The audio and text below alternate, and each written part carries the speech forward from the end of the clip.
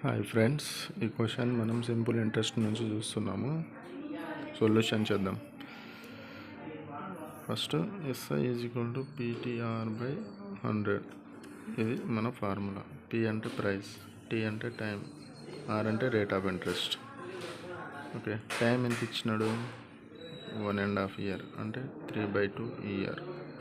Rate of interest ఎంత ఇచ్చినాడు? మంత్లీకి 2% అంటే 1 yearకి ఎంత?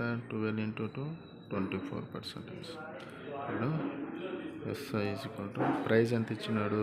36,000 ఇంటూ టైం ఎంత? 3/2, ఇంట్రెస్ట్ ఎంత? 24/100. 2 0 క్యాన్సల్, 2 1 2 12 ఎంత? 360 ఇంటూ 3 × 12 36. 36 × 36 1296 0. 12,960 మన ఆన్సర్.